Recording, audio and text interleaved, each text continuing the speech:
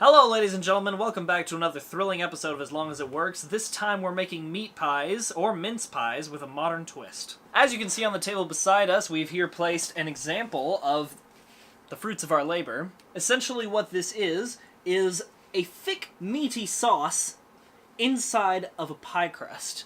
It's a very simple recipe that we vastly overcomplicated, but the important thing is that it is inexpensive.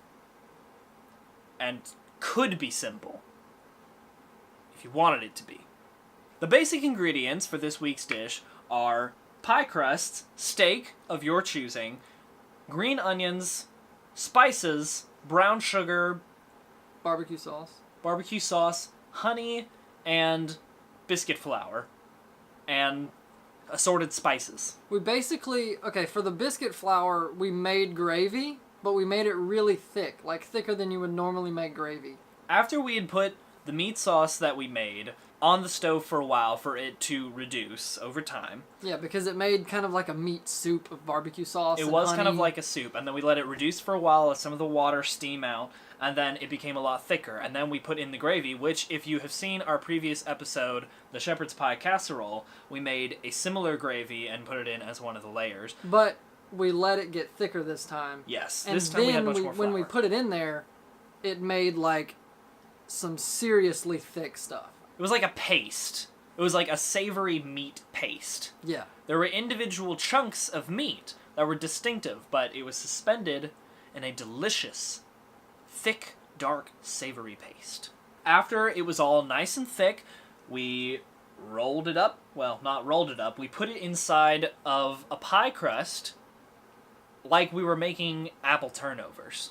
Yeah, we started to try to make little ones, but it was just better to make the big one like this. Start to disintegrate, and then cut it into pieces. This is they were just too small. It was awkward and weird, so make it big.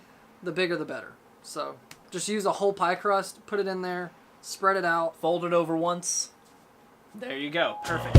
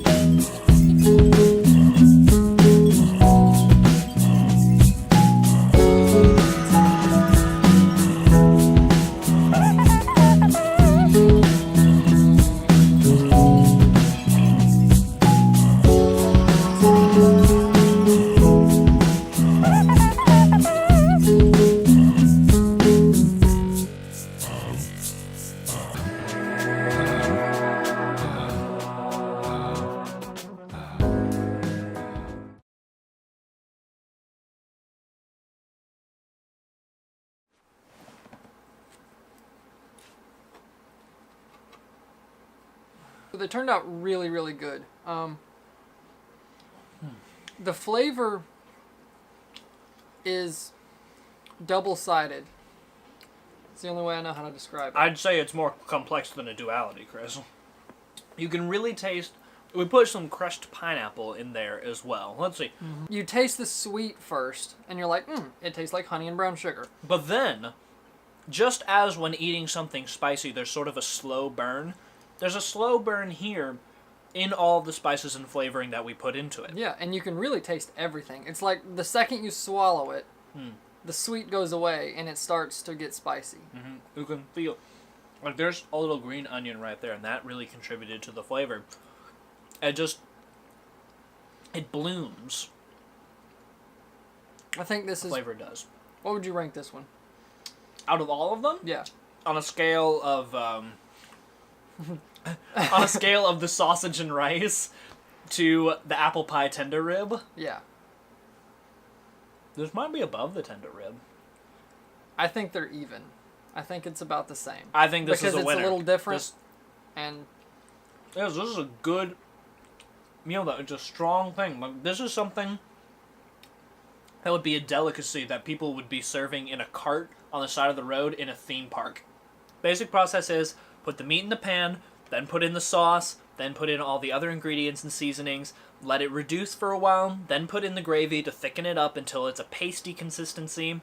Then, preheat your oven before you do any of this. We always forget to do 450? that. 450, whatever it says on the instructions on your pie crust.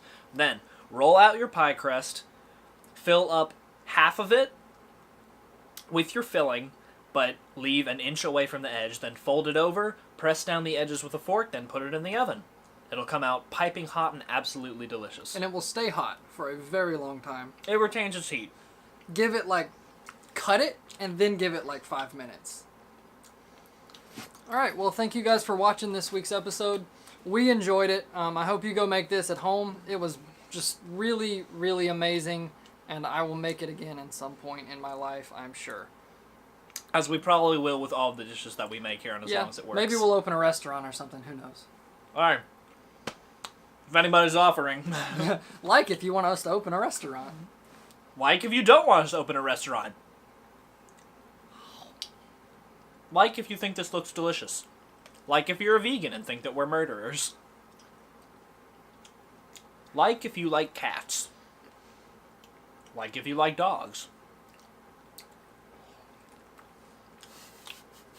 Tune in next week to see us make a sandwich out of multiple different ingredients from previous episodes. Yeah. It's going to have a breakfast theme, and it's going to be delicious. See you next time.